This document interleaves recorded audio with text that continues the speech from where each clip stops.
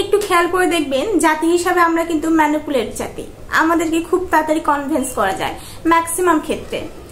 কোনো কোনো ক্ষেত্রে দেখবেন আমরা সাধারণ মানুষরা একজনের দেখে আরেকজন খুব তাড়াতাড়ি ম্যানিপুলেট হয়ে যায়। কোনো একজন ব্যক্তি আপনার সাথে খারাপ ব্যবহার করলো, পক্ষান্তরে আপনিও খারাপ ব্যবহার করলেন।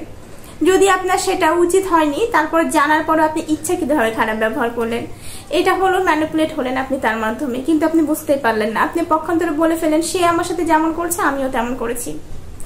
আসলে তার সত্তা অনুযায়ী সে আপনার সাথে খারাপ ব্যবহার করেছে কোনো কারণবশত।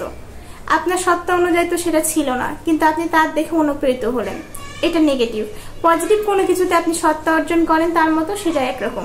প্রত্যেকটা মানুষের নিজস্ব একটা সত্তা রয়েছে, সেই সত্তার বাইরে কখনো কাজ করা উচিত না, কারণ ব্যক্তি হিসেবে প্রত্যেকটা মানুষই আলাদা। যেমন ধরুন কোনো একজন ব্যক্তি আপনার সঙ্গে খুব ভালো একটা সম্পর্ক আছে, কিন্তু তার পার্সোনাল কোনো কিছু আপনাকে বলতে চায় না, বা ইনডিরেক্টলি আপনাকে বোঝাতে চায় ওইরকম কিছু না, কিন্তু আপনি ছিলেন একজন সুন্দর সাদা মনের অধিকারী মানুষ। আপনার প্রত্যেকটি ভালো ব্যবহারে প্রতিটি মানুষ মুগ্ধ হতো, কিন্তু আপনি ওই মানুষটির সঙ্গে মিশে বা তার সাথে নিজেকে কম্পেয়ার করার মাধ্যমে আপনার এই সুন্দর স্নিগ্ধ ব্যবহারটাকে তার মতো করে ফেললেন। তাহলে তার সাথে আপনার ডিফারেন্টটা কি হলো? আপনার নিজস্ব সত্তাকে আপনি বিসর্জন দিয়ে তার সত্তাটাকে ধারণ করতে চাচ্ছেন।